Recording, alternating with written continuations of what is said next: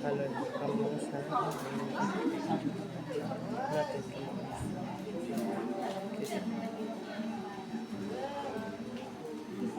Ay tananiya mapagkabutang kag nagbalik sa pagbakal sa Ama. Subungan ang ginarian sa langit kaangay sa isa ka negosyante nga nagpangita sa malahalon nga perlas. Sang pagkakita niya sa isa ka perlas nga malahalon, naglakad siya, kagin baligya niya ang tanan niya nga mapagkabutang, kagin baligya ang perlas. Subungan ang ginarian sa langit kaangay sa isa ka sahig, ginladlad sa dagat, kag nakakuha sang nanalisari ng mga isda. Sa puno na ang sahig, inbutong ini sa mga mangisda pahigad, kag naglingkod sila sa pagpili sang mga isda. Ang maayo ginsulod sa katulang, kag ang mga malain ginpilak. Maging kasubungan sila sa katapusan sa panahon, ang mga anghel sa Diyos magakaring kag magapain sa malawat ng mga tao sa mga matarong. Kag ang mga malawat ila itagbong sa kalayo nga nagadaba-daba. Dito magaidi sila kag magabaglot sa ila mga ngipon. Iligong mga kahulugan ang maayong balita sa aton nga kaluwasan. Dayawon ka, Ginoong Heso Kristo, paligog maglingkod. Okay, madamo kita sa ginakabig ng mga ginapakamahal sa aton nga pagkabuhi. No, ayan ang aton nga apian, ayan ang aton panimalay, ayan ang aton karir, o kung anuman nga dara nga ginapakamahal naton sa aton nga pagkabuhi. Kag kung ano ang ginapakamahal naton sa aton nga pagkabuhi, actually influensya ini siya sa aton nga mga ginagawi matag-adlaw at sa matag-adlaw naton nga pagkabuhi, no? For example, sa isa ka estudyante, yung ginapakamahal niya sa iya kabuhi, amo ang pagkatapos o ng pag-ubra sa ulihi kag magmangin matawhay ang iya mapagkabuhi.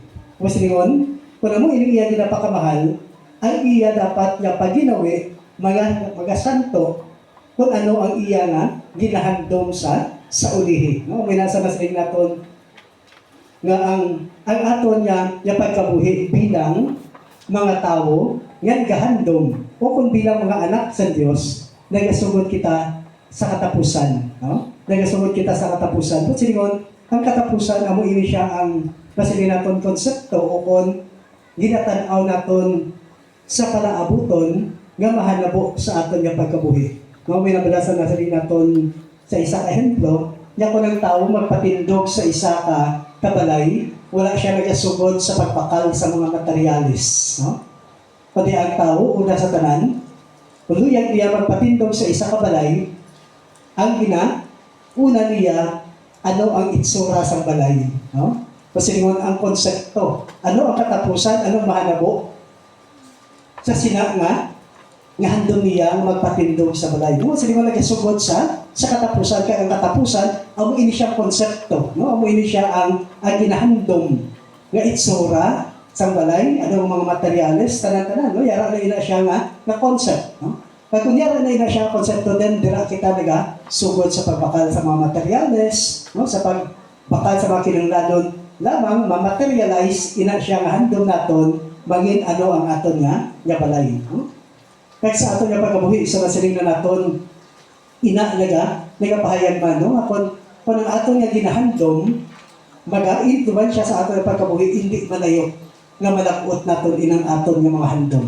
Pero kung nagahandom kita, pero kung wala man kita sa may ginahimo, handom lang ina, kag wala sang masiling naton katumanan. Kaya mangin anuman katahom sa aton nga mga damgo, no? Mangin anuman katahom sa aton nga mga handom, kung wala naton ginahatagan, no? Sang tamasin naton ay dedikasyon o determinasyon, nga maangkon ina siya, hindi naton ina siya maangkon. Piligong mga kauturan sa pag-ulamang naton ginbasa Ebanghelyo, nga kung sabihin ang Ginoo, nagtudlo sa aton hangot sa ginarian sa langit. Kaya gingamit sa aton Ginoo, Tantala ang maayong balita, kabuligan, ang tanan nga mga tawo nga matukliban, ang ginamnan nga ginharian sang Dios, mga muyo kita. Ginoo, tutoy kami padulong sa imong gingharian. Para sa mga lideres sang gobyerno, agud ila pangitaon ang matuod, matarong, kag maayo para sa mga tawo nga ila ginaalagaran. Mga muyo kita. Ginoo, tutoy kami padulong sa imong gingharian. Para sa mga nagapangita sa sang kahulugan, kag katuyuan sang kabuhi. Agud nga makita nila kay Kristo ang manggad nga wala nagakadula. Mga muyo kita. Ginoo, tutoy kami padulong sa imong gingharian. Para sa mga kubos, mga masakiton, kag mga ginabugatan sa mga kabudlayan. Agod nga maeksperiensyahan nila ang mahigugmaon nga pagtatap sang Dios kag ang pagsakdag sang Kristiyanong katilingban. Mga muyo kita. Ginoo, tutoy kami padulong sa imong gingharian. Para sa aton mga utod nga nagtaliwan nga sanday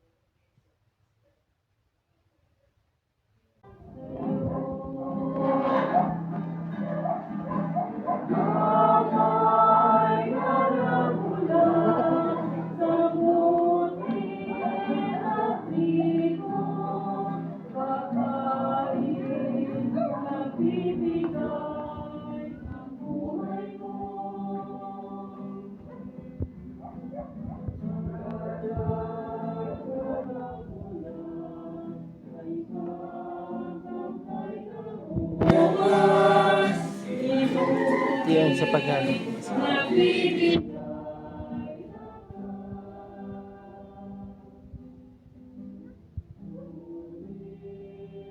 Tanggapin ang talay nga ito, naglaliyaya ng matataya.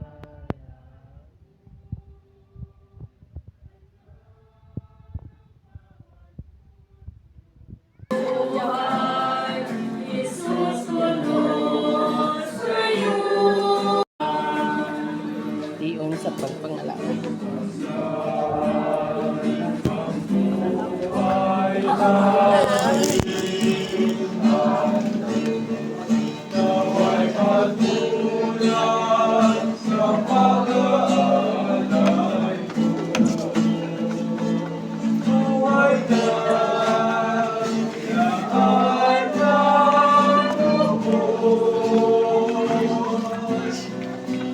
Sa mundo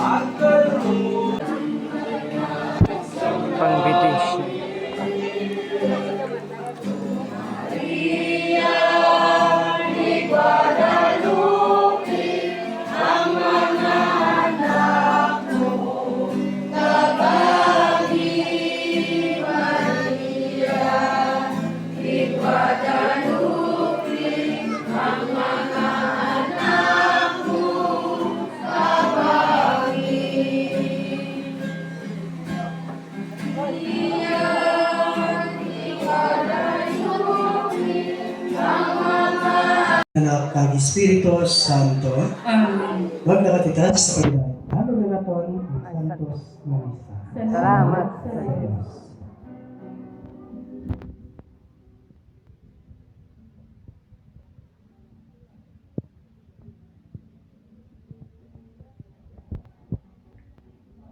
Salamat sa Diyos.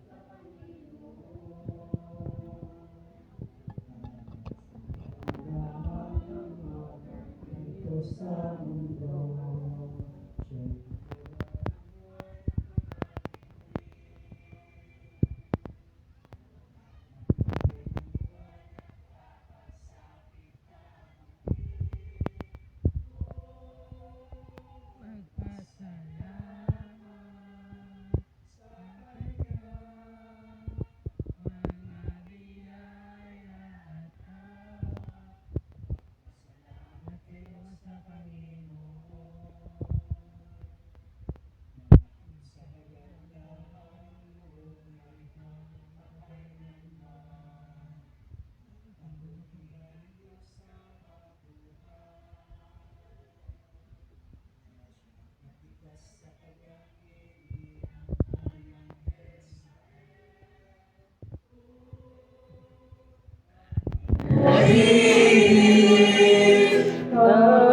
Panginoon, na maharani sa atin kung magpasalamat sa Kanyang mga biyaya at tawag.